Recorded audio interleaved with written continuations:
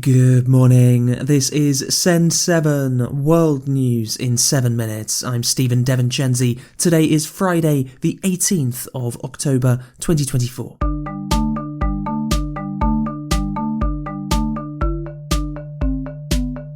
Starting in Asia today, Israel says that it has killed Yahya Sinwar, the leader of Hamas in Gaza.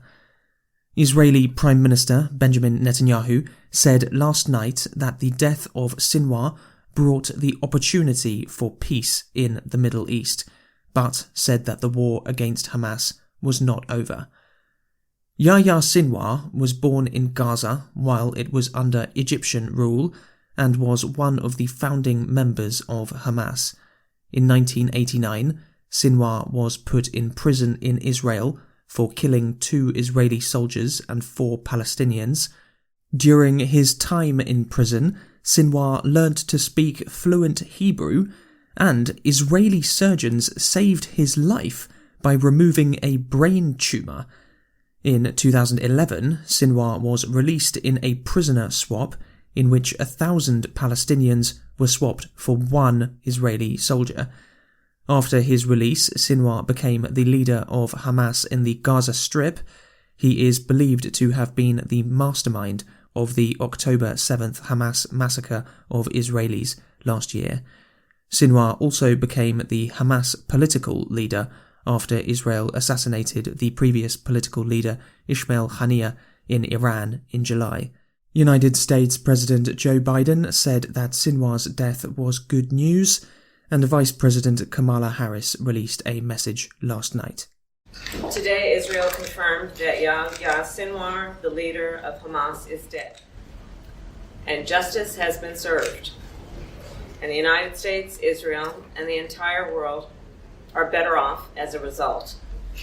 Sinwar was responsible for the killing of thousands of innocent people, including the victims of October 7 and hostages killed in Gaza. He had American blood on his hands. Today, I can only hope that the families of the victims of Hamas feel a sense and measure of relief. Sinwar was the mastermind of October 7, the deadliest day for the Jewish people since the Holocaust. A terrorist attack that killed 1,200 innocent people and included horrific sexual violence and more than 250 hostages taken into Gaza, including 7 Americans, living and deceased, who remain in captivity. In Indonesia, a program for giving free lunch in schools has started in the province of West Java. The plan of incoming President Prabowo Subianto is to give 1 meal a day to 83 million children and pregnant women in Indonesia, although some economists say that it is financially irresponsible. Prabowo says that the meals will help to fight growth problems, which affect around 20% of Indonesian children under 5. Indonesia has a very long period between its elections and when the winner takes office. Prabowo Subianto won the presidential election in February. However, he will only become president this Sunday. America's Canadian Prime Minister Justin Trudeau has said that the Indian government made a horrific mistake in supporting the murder of a Canadian citizen in Canada. Earlier this week, India and Canada expelled many of each other's high-level diplomats after Canada said that it had evidence that Indian state agents participated in the murder of the Sikh separatist Hardeep Singh Nijjar in Canada last year.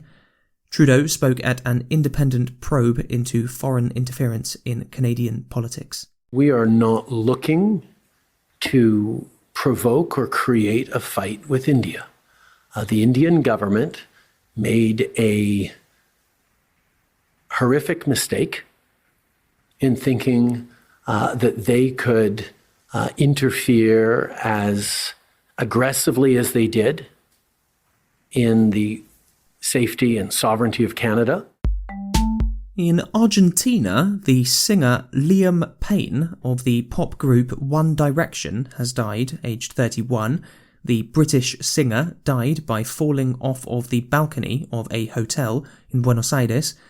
Just a few minutes before Payne fell from the balcony, the hotel manager called the police to say that Payne was being aggressive and was probably under the influence of drugs or alcohol and was destroying things in his room. Africa. Kenya's Senate has started impeachment hearings that could result in the dismissal of Deputy President Rigathi Gachagua. Gachagua is accused of corruption, undermining the government, and inciting ethnic divisions. After the start of the proceedings yesterday, Gachagua was taken to hospital with chest pains. Nigeria has started using the R21 malaria vaccine, the health ministry has said. In July, Côte d'Ivoire became the first country to use the vaccine outside of trials. R21 is only the second malaria vaccine to be approved by the World Health Organization, and it has been described as a game changer. The Serum Institute of India is preparing to make over 100 million doses of the vaccine per year. Europe. Romania will raise its minimum wage by 9.5% in January. The new minimum wage will be 4,050 lei per month, around €815. Ukrainian military intelligence has said that North Korea will send 3,000 soldiers to join Russia's invasion of Ukraine. South Korea's Ministry of Defense has also said that it is highly likely that North Koreans would be sent to Ukraine. Ukrainian President Volodymyr Zelensky was in Belgium yesterday talking to NATO head Mark Rutte, who said that Ukraine would become a member of NATO in the future. Yes, in the future, NATO will have, as a 32 or 34th member, we will have Ukraine. And in the United Kingdom, the World Conker Championship is investigating possible cheating using a steel conker. Conkers is a traditional British game in which horse chestnuts, known as conkers, are tied onto string and then used to hit each other until one of them breaks. In the final of the World Championship, the winner, 82-year-old Dave Jenkins, was found to have a metal conker in his pocket, although he says he didn't use it. Thank you to the 412 Send 7 listeners who completed our survey last week. Your answers are very helpful for us. There were 4 prize winners. The winners of the 3 coffee mugs were Anna in Poland, Fatima in the United States, and Michele and Francesca in Estonia. And the winner of the €50 Amazon voucher was Nercy in Brazil. Thank you again and have a fantastic weekend. We will see you all on Monday.